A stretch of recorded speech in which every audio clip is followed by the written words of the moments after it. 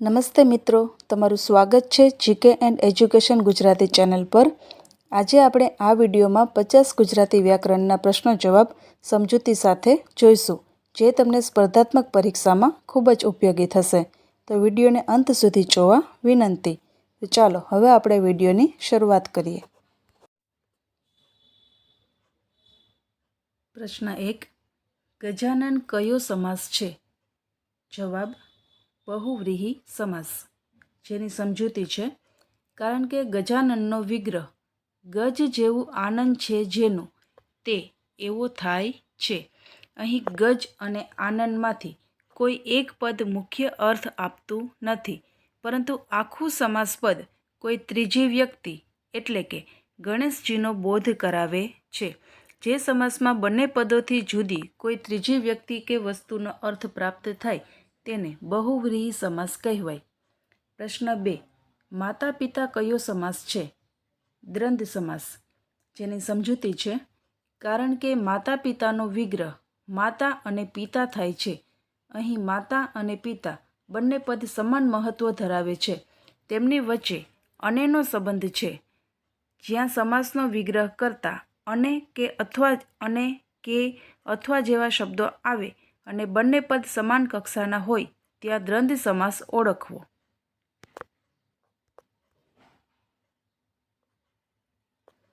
પ્રશ્ન 3. રાજમહેલ કયો સમાસ છે? તત્પુરુષ સમાસ. જેની સમજૂતી છે: કારણ કે રાજમહેલનો વિગ્રહ રાજાનું મહેલ થાય છે. અહીં રાજા અને મહેલ વચ્ચે નું વિભક્તિનો સંબંધ છે. સમાસ કરતી વખતે નું લુપ્ત થઈ ગયું છે, એટલે આ તત્પુરુષ સમાસ છે. તત્પુરુષ ઓળખવાની સૌથી અગત્યની રીત એ છે કે વિગ્રહ કરતા નો, ની, નું, ને, થી, વડે, માટે, માં, પર જેવી વિભક્તિ જોવા મળે. પ્રશ્ન 4. નીલકમળ કયો સમાસ છે? જવાબ આવશે કર્મધારય સમાસ. જેની સમજૂતી છે: કારણ કે નીલકમળનો વિગ્રહ નીલું એવું કમળ થાય છે. અહીં નીલું વિશેષણ છે અને કમળ વિશેષ્ય છે, એટલે એક પદ બીજા પદનું વિશેષણ બનીને આવે છે. જ્યારે સમાસના એક પદથી બીજા પદનું વિશેષણ થાય અને બંનેનો સંબંધ વિશેષણ વિશેષ્યનો હોય ત્યારે કર્મધારય સમાસ કહેવાય. પ્રશ્ન 5. નવરાત્રિ કયો સમાસ છે? દ્વિગુ સમાસ. સમજૂતી: કારણ કે નવરાત્રિનો વિગ્રહ નવરાત્રિઓનો સમૂહ થાય છે. અહીં પ્રથમ પદ નવ સંખ્યાવાચક છે. જે સમાસમાં પૂર્વ પદ સંખ્યાવાચક હોય અને સમગ્ર સમાસ પદ સમૂહનો અર્થ દર્શાવે તેને દ્વિગુ સમાસ કહેવાય. એટલે નવ જોઈને સીધું દ્વિગુ ન કહેવું, વિગ્રહમાં સમૂહનો અર્થ પણ તપાસવો. પ્રશ્ન નંબર 6. યથાશક્તિ કયો સમાસ છે? અવયવી ભાવ સમાસ. સમજૂતી: કારણ કે યથાશક્તિનો અર્થ શક્તિ પ્રમાણે થાય છે. અહીં યથા અવ્યય છે અને સમગ્ર સમાસ પદ પણ અવ્યયની જેમ વપરાય છે. જેમાં પૂર્વપદ અવ્યય હોય અને આખું સમાસ પદ અવ્યય તરીકે કાર્ય કરે તેને અવયવી ભાવ સમાસ કહેવાય.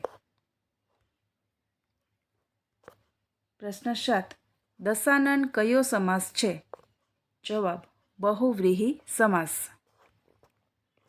જેની સમજૂતી છે: કારણ કે દશાનનનો અર્થ 10 આનંદ છે જેના, તે એટલે રાવણ થાય છે. અહીં 10 અને આનંદ બંનેમાંથી કોઈ એક મુખ્ય વ્યક્તિનો બોધ કરાવતું નથી. સમગ્ર શબ્દ રાવણ જેવી ત્રીજી વ્યક્તિનો નિર્દેશ કરે છે. જેનું, જેને, જેના તે પ્રકારનો વિગ્રહ મળે તો બહુવ્રીહીની શક્યતા તપાસવી. પ્રશ્ન નંબર 8. આગગાડી કયો સમાસ છે? મધ્યમપદ લોપી સમાસ. જેની સમજૂતી: કારણ કે આગગાડીનો સંપૂર્ણ અર્થ સમજવા માટે વચ્ચે લુપ્ત થયેલું પદ ઉમેરવું પડે છે. આગથી ચાલતી ગાડી. અહીં થી ચાલતી જેવા શબ્દો સમાસ પદમાં દેખાતા નથી, એટલે વિગ્રહ કરતી વખતે મધ્યમાં લુપ્ત પદ કે શબ્દ સમૂહ ઉમેરવો પડે તે મધ્યમ પદ લોપી સમાસની ખાસ ઓળખ છે. પ્રશ્ન 9. પંકજ કયો સમાસ છે? ઉપપદ સમાસ, જેની સમજૂતી છે. કારણ કે પંકજનો અર્થ પંખમાં જન્મેલું એટલે કમળ થાય છે. જનો અર્થ જન્મેલું એવો થાય છે અને તે પહેલાં પંખ સાથે સંબંધ ધરાવે છે. જે રચનામાં ઉત્તરપદ કોઈ ક્રિયાના કર્તા કે કરનારનો અર્થ આપે અને ચોક્કસ રચનાથી શબ્દ બને તેને ઉપપદ સમાસ તરીકે ઓળખવામાં આવે છે. પ્રશ્ન નંબર 10. મહાદેવ કયો સમાસ છે? જવાબ: કર્મધારય સમાસ. સમજૂતી: કારણ કે મહાદેવનો વિગ્રહ મહાન એવા દેવ થાય છે. અહીં મહા વિશેષણ રૂપ છે અને દેવ વિશેષ્ય છે, એટલે બંને વચ્ચે વિશેષણ વિશેષ્યનો સંબંધ છે. આવા પ્રશ્નમાં એવું, એવી, એવા મૂકીને વિગ્રહ કરો તો જો અર્થ યોગ્ય બને તો કર્મધારય ઓળખી શકાય. પ્રશ્ન નંબર 11. મહેશનો સંધિ વિચ્છેદ શું છે? જવાબ: મહા પ્લસ ઈશ. સમજૂતી: કારણ કે મહાના અંતે આ અને ઈશના આરંભે ઈ છે. બંને સ્વરોના સંયોગથી એ બને છે અને તેથી મહા ઈશનું રૂપ મહેશ થાય છે. સ્વરોના પરસ્પર સંયોગથી થતો આવો ફેરફાર સ્વર સંધિમાં આવે છે. પ્રશ્ન નંબર 12. સદૈવમાં કઈ સંધિ છે? વૃદ્ધિ સંધિ, જેની સમજૂતી છે. કારણ કે તેનો વિચ્છેદ સદા પ્લસ એવ થાય છે. અહીં અ અને એના સંયોગથી ઐ બને છે. સ્વરોના સંયોગમાં ઐ કે ઔ જેવા વૃદ્ધિ સ્વર બને ત્યારે તેને વૃદ્ધિ સંધિ કહેવામાં આવે છે. એટલે ઐ દેખાય ત્યારે વૃદ્ધિ સંધિ તપાસવી.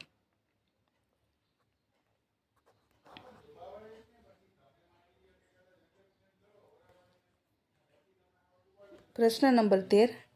જગન્નાથનો સંધિ વિચ્છેદ શું છે? જવાબ: જગત પ્લસ નાથ, જેની સમજૂતી છે.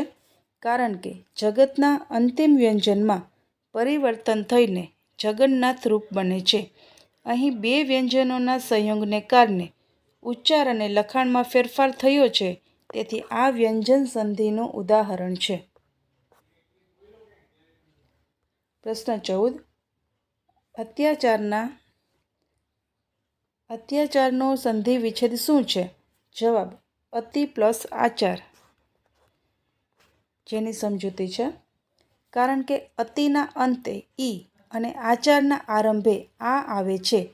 આ બંને સ્વરોના સંયોગથી વચ્ચે યનો આગમ થાય છે અને અતિ પ્લસ આચારનું રૂપ અત્યાચાર બને છે.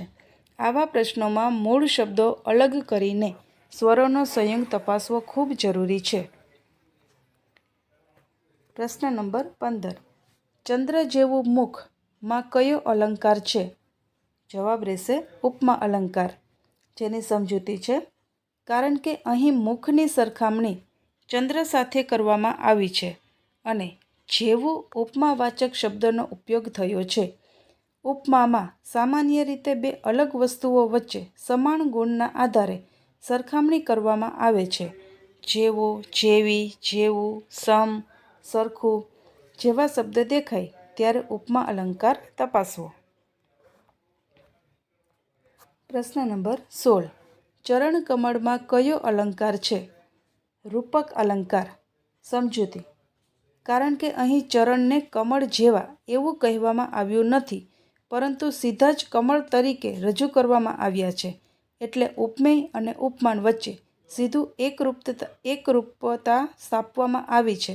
જ્યાં સરખામણીનો ભાવ છુપાયેલો હોય અને એક વસ્તુને બીજી વસ્તુ તરીકે સીધી રજૂ કરવામાં આવે ત્યાં રૂપક અલંકાર બને છે.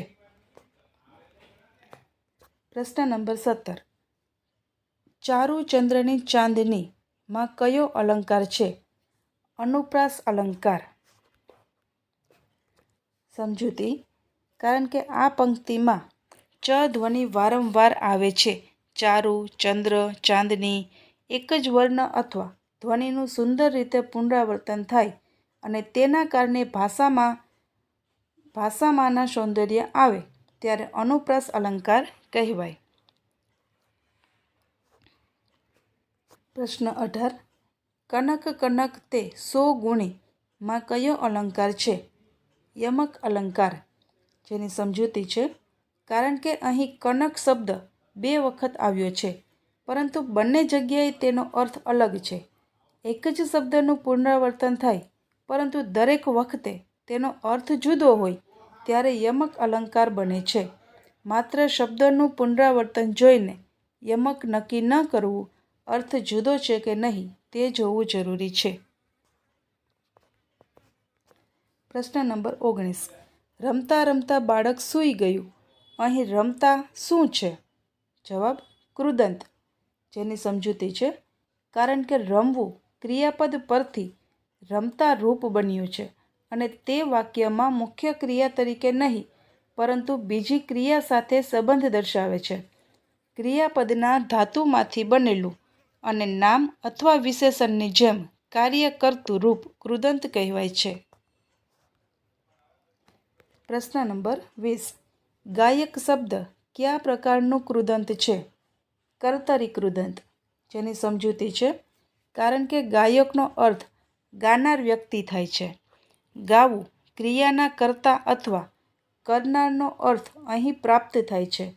જે કૃદંતમાં ક્રિયા કરનાર વ્યક્તિનો અર્થ મુખ્ય બને તેને કર્તરી કૃદંત કહેવાય.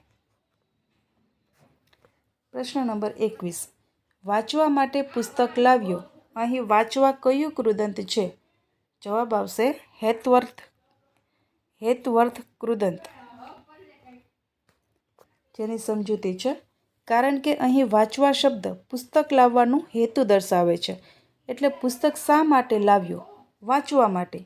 કોઈ કાર્ય પાછળનો હેતુ અથવા ઉદ્દેશ દર્શાવતું કૃદંત હેત્વર્થક કૃદંત કહેવાય છે. પ્રશ્ન નંબર 22. રમેશથી દોડાતું નથી. અહીં થી કયો કારક દર્શાવે છે? કરણ કારક. જેની સમજૂતી છે. કારણ કે થી અહીં ક્રિયા થવાનું સાધન અથવા માધ્યમ દર્શાવતું નથી, પરંતુ રમેશ દ્વારા દોડવાની ક્રિયા થતી નથી એવો અર્થ આપે છે. કરણ કારકમાં થી, વડે, દ્વારા જેવા ચિહ્નોનો ઉપયોગ થાય છે. પ્રશ્નમાં કોના દ્વારા એવો પ્રશ્ન પૂછીને પણ કરણ ઓળખી શકાય છે. પ્રશ્ન નંબર 23. મિત્રને પુસ્તક આપ્યું. અહીં મિત્રને કયો કારક છે? જવાબ સંપ્રદાન કારક. જેની સમજૂતી છે. કારણ કે પુસ્તક આપવાની ક્રિયા મિત્રને કરવામાં આવી છે, એટલે જેને કંઈ આપવામાં આવે, મળે અથવા અર્પણ કરવામાં આવે તે સંપ્રદાન કારક કહેવાય. અહીં કોને આપ્યું એવો પ્રશ્ન પૂછવાથી મિત્રને જવાબ મળે છે. પ્રશ્ન નંબર 24. ઘરમાં દીવો બળે છે. અહીં ઘરમાં કયો કારક છે? જવાબ અધિકરણ કારક. જેની સમજૂતી છે. કારણ કે ઘરમાં શબ્દ ક્રિયા થવાનું સ્થાન દર્શાવે છે. દીવો ક્યાં બળે છે? ઘરમાં. જ્યાં ક્રિયા, વસ્તુ અથવા સ્થિતિનું સ્થાન દર્શાવવામાં આવે ત્યાં અધિકરણ કારક હોય છે. પ્રશ્ન નંબર 25. રામનું પુસ્તક ખોવાઈ ગયું. અહીં રામનું કયો કારક છે? સંબંધકારક. જેની સમજૂતી છે. કારણ કે રામનું અને પુસ્તક વચ્ચે માલિકીનો સંબંધ છે. પુસ્તક કોનું છે? તો કે રામનું. બે નામપદો વચ્ચે માલિકી, સંબંધ અથવા જોડાણ દર્શાવતું પદ સંબંધકારક કહેવાય. પ્રશ્ન નંબર 26. હે ઈશ્વર, મને શક્તિ આપ. અહીં કયો કારક છે? સંબોધન કારક. જેની સમજૂતી. કારણ કે વાક્યમાં હે ઈશ્વર કહીને ઈશ્વરને સીધું સંબોધવામાં આવ્યા છે. કોઈ વ્યક્તિ, વસ્તુ અથવા શક્તિને બોલાવવા, પોકારવા કે સંબોધવા માટે વપરાતું રૂપ સંબોધન કારક કહેવાય. હે, અરે, ઓ જેવા શબ્દો તેની ઓળખમાં મદદ કરે છે. પ્રશ્ન નંબર 27. રમેશ પુસ્તક વાંચે છે કઈ ક્રિયા છે? જેનો જવાબ છે સકર્મક ક્રિયા. જેની સમજૂતી છે કારણ કે વાંચે છે ક્રિયાનો આધાર પુસ્તક છે. રમેશ શું વાંચે છે? પુસ્તક. એટલે ક્રિયાનો પ્રભાવ કર્મ પર પડે છે. જે ક્રિયાને પોતાનો અર્થ પૂર્ણ કરવા કર્મની જરૂર પડે તેને સકર્મક ક્રિયા કહેવાય. પ્રશ્ન નંબર 28. બાળક હસે છે કઈ ક્રિયા છે? જવાબ છે અકર્મક ક્રિયા. જેની સમજૂતી છે કારણ કે હસવું ક્રિયાનો અર્થ પૂર્ણ કરવા કોઈ કર્મની જરૂર પડતી નથી. બાળક શું હસે છે એવો પ્રશ્ન યોગ્ય લાગતો નથી. એટલે અહીં ક્રિયા માત્ર કર્તા સાથે પૂર્ણ થાય છે અને કર્મની જરૂર પડતી નથી. પ્રશ્ન નંબર 29. માએ બાળકને હસાવ્યું કઈ ક્રિયા છે? જવાબ પ્રેરક ક્રિયા. જેની સમજૂતી છે કારણ કે મા પોતે હસી નથી પરંતુ બાળક પાસે હસાવવાની ક્રિયા કરાવી છે. જ્યારે કર્તા પોતે ક્રિયા ન કરીને અન્ય વ્યક્તિ પાસે તે ક્રિયા કરાવે ત્યારે પ્રેરક ક્રિયા કહેવાય. ખવડાવવું, પીવડાવવું, બેસાડવું, હસાડવું વગેરે તેના ઉદાહરણો છે. પ્રશ્ન નંબર 30. માલિકે નોકર પાસે મકાન રંગાવ્યું કઈ ક્રિયા છે? પુનઃ પ્રેરક ક્રિયા. જેની સમજૂતી છે કારણ કે માલિકે પોતે મકાન રંગ્યું નથી અને સીધા પણ રંગનાર બન્યા નથી. તેમણે નોકર પાસે આ કામ કરાવ્યું છે. એટલે એક વ્યક્તિ બીજી વ્યક્તિ મારફતે ત્રીજી વ્યક્તિ પાસે ક્રિયા કરાવે ત્યારે પુનઃ પ્રેરક ક્રિયા બને છે. પ્રશ્ન નંબર 31. પુસ્તક રવિ દ્વારા વાંચવામાં આવ્યું કયો વાચ્ય પ્રકાર છે? કર્મણી વાચ્ય. જેની સમજૂતી કારણ કે અહીં રવિ કરતાં પુસ્તકને વાક્યમાં વધારે પ્રાધાન્ય મળ્યું છે. ક્રિયા કોને કરી તે દ્વારાથી પાછળ દર્શાવવામાં આવ્યું છે. જ્યારે કર્મને મુખ્ય બનાવવામાં આવે અને ક્રિયા કર્મને કેન્દ્રમાં રાખીને રચાય ત્યારે કર્મણી વાચ્ય કહેવાય. પ્રશ્ન નંબર 32. રવિ પુસ્તક વાંચે છે કયો વાચ્ય પ્રકાર છે? કર્તરી વાચ્ય. જેની સમજૂતી છે કારણ કે વાક્યમાં રવિ કર્તા મુખ્ય છે અને તે પોતે પુસ્તક વાંચવાની ક્રિયા કરે છે. કર્તા કેન્દ્ર સ્થાને હોય અને ક્રિયાની રચના કર્તા અનુસાર થાય ત્યારે કર્તરી વાચ્ય કહેવાય. પ્રશ્ન નંબર 33. મારાથી હવે ચલાતું નથી કયો વાચ્ય પ્રકાર છે? જવાબ આવશે ભાવે વાચ્ય. જેની સમજૂતી કારણ કે અહીં કોઈ ચોક્કસ કર્મ મુખ્ય નથી અને ક્રિયાનો ભાર કર્તા પર પણ સામાન્ય કર્તરી વાચ્યની જેમ નથી. મારાથી ચલાતું નથી માં માત્ર ક્રિયા થવાની અથવા ન થવાની ભાવના વ્યક્ત થઈ છે. તેથી તેને ભાવે વાચ્ય તરીકે ઓળખવામાં આવે છે. પ્રશ્ન નંબર 34. જે મહેનત કરે છે તે સફળ થાય છે કયું વાક્ય છે? જવાબ સંકુલ વાક્ય. જેની સમજૂતી છે કારણ કે આ વાક્યમાં એક મુખ્ય વાક્ય ખંડ તે સફળ થાય છે અને એક આશ્રિત વાક્ય ખંડ જે મહેનત કરે છે. એક વાક્ય ખંડ બીજા પર આધારિત હોય ત્યારે સંકુલ વાક્ય બને છે. પ્રશ્ન નંબર 35. રમેશ આવ્યો અને સુરેશ ગયો કયું વાક્ય છે? જવાબ સંયુક્ત વાક્ય. જેની સમજૂતી છે કારણ કે અહીં બે સ્વતંત્ર વાક્ય ખંડ છે.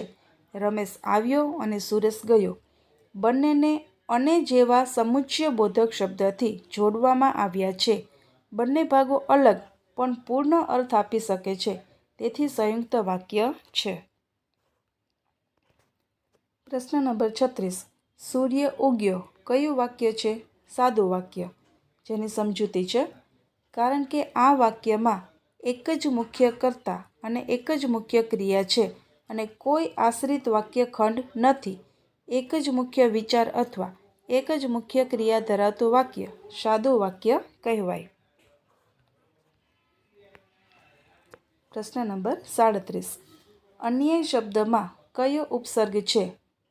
જવાબ છે અન ઉપસર્ગ.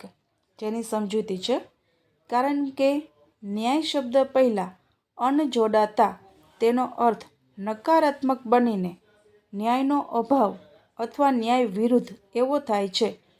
મૂળ શબ્દ પહેલાં જોડાઈને તેના અર્થમાં ફેરફાર કરતો શબ્દાંશ ઉપસર્ગ કહેવાય. પ્રશ્ન નંબર 38. દુર્ગમ શબ્દમાં કયો ઉપસર્ગ છે? દૂર ઉપસર્ગ છે. જેની સમજૂતી: કારણ કે ગમ સાથે દૂર જોડાતા દુર્ગમ બને છે. અહીં દૂર મુશ્કેલી અથવા પ્રતિકૂળતાનો અર્થ ઉમેરે છે. ઉપસર્ગ ઓળખતી વખતે શબ્દના શરૂઆતના ભાગને અલગ કરીને જોવો કે તે મૂળ શબ્દના અર્થમાં શું ફેરફાર કરે છે. પ્રશ્ન નંબર 39. માનવતા શબ્દમાં કયો પ્રત્યય છે? જવાબ: તા પ્રત્યય છે. જેની સમજૂતી: કારણ કે માનવ શબ્દના અંતે તા જોડાતા માનવતા શબ્દ બને છે. તા પ્રત્યય ઘણી વખત કોઈ ગુણ, ભાવ અથવા અવસ્થાનો અર્થ દર્શાવતો ભાવવાચક નામ બનાવે છે, જેમ કે સરળતા, સુંદરતા, મહાનતા વગેરે. પ્રશ્ન નંબર 40. બાળપણ શબ્દમાં કયો પ્રત્યય છે? જવાબ આવશે પણ પ્રત્યય. જેની સમજૂતી છે: કારણ કે બાળ શબ્દમાં પણ ઉમેરવાથી બાળપણ બને છે. પણ દ્વારા કોઈ અવસ્થા, ગુણ અથવા ભાવ દર્શાવતું નામ બને છે, તેથી પણને પ્રત્યય તરીકે ઓળખવો. પ્રશ્ન નંબર 41. આંખમાં ધૂળ નાખવી રૂઢિપ્રયોગનો અર્થ શું છે? જવાબ આવશે છેતરવું. જેની સમજૂતી છે: કારણ કે અહીં આંખમાં ખરેખર ધૂળ નાખવાની વાત નથી. આ આખો પ્રયોગ કોઈ વ્યક્તિને ખોટી વાત, કપટ અથવા યુક્તિથી છેતરવાના અર્થમાં વપરાય છે.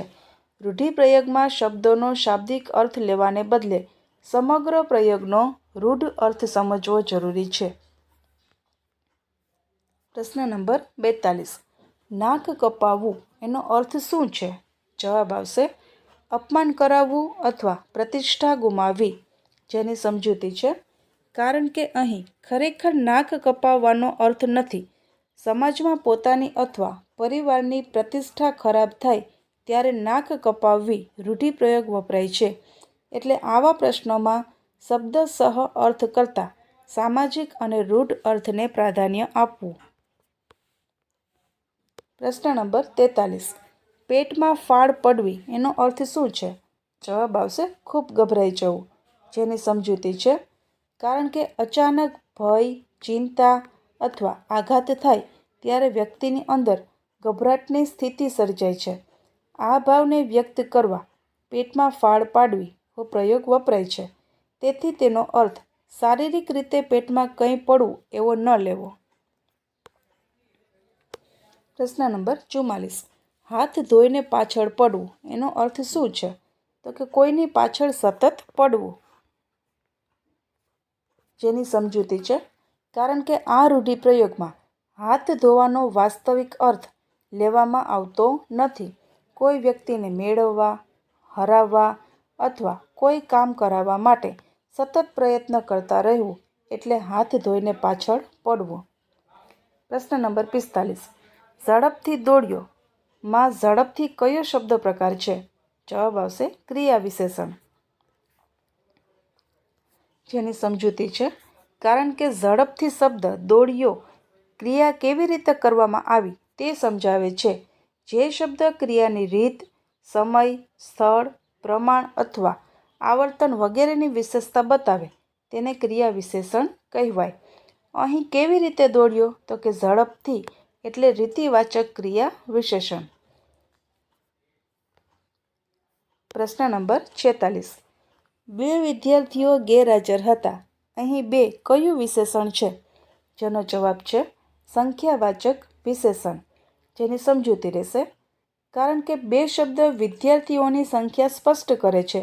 જે વિશેષણ સંજ્ઞા અથવા સર્વનામની ચોક્કસ સંખ્યા દર્શાવે તેને સંખ્યાવાચક વિશેષણ કહેવાય.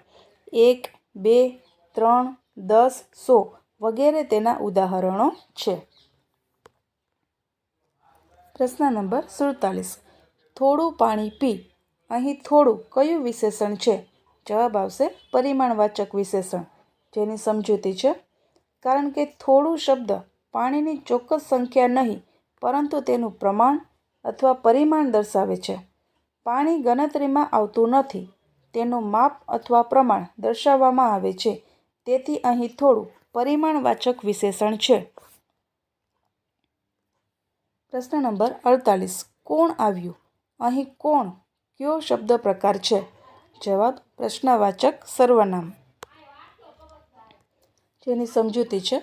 કારણ કે કોણ શબ્દ કોઈ વ્યક્તિનું નામ લીધા વગર તેના વિશે પ્રશ્ન પૂછે છે. સંજ્ઞાના સ્થાને આવીને પ્રશ્ન પૂછતો શબ્દ પ્રશ્નવાચક સર્વનામ કહેવાય. કોણ, શું, કયો, કોનું વગેરે તેના ઉપયોગના ઉદાહરણો છે. પ્રશ્ન નંબર 49. જેવું વાવશો તેવું લણશો કયું વાક્ય છે? જવાબ આવશે સંકુલ વાક્ય, જેની સમજૂતી છે. કારણ કે જેવું વાવશો અને તેવું લણશો એમ બે વાક્યખંડો છે અને બંને વચ્ચે આશ્રિત સંબંધ છે. પહેલો ભાગ બીજા ભાગના અર્થને પૂર્ણ કરવામાં મદદ કરે છે. જે, જેવો, જ્યાં, જ્યારે, કારણ કે, જો વગેરે જેવા સંબંધ દર્શક શબ્દો સંકુલ વાક્ય ઓળખવામાં ઘણી મદદ કરે છે. પ્રશ્ન નંબર 50. વિદ્યા વિનય આપે છે, વિનયથી પાત્રતા આવે છે. અહીં કયો અલંકાર જોવા મળે છે? જવાબ અનુપ્રાસ અલંકાર, જેની સમજૂતી છે.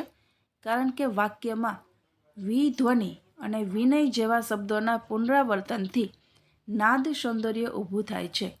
અનુપ્રાસમાં અર્થ કરતાં વર્ણ અથવા ધ્વનિનું પુનરાવર્તન મહત્વનું હોય છે. તેથી માત્ર એક જ શબ્દ બે વાર આવ્યો છે એટલા માટે નહીં, પરંતુ ધ્વનિની આવર્તનાત્મક સુંદરતા તપાસીને અનુપ્રાસ નક્કી કરવો. મિત્રો, જો તમને આ વિડીયો પસંદ આવ્યો હોય તો વિડીયોને લાઇક કરો, શેર કરો અને ચેનલને સબસ્ક્રાઈબ કરો. અને સ્પર્ધાત્મક પરીક્ષાને લગતા બીજા વિડીયો જોવા માટે ચેનલને સબસ્ક્રાઈબ કરો. Thank you.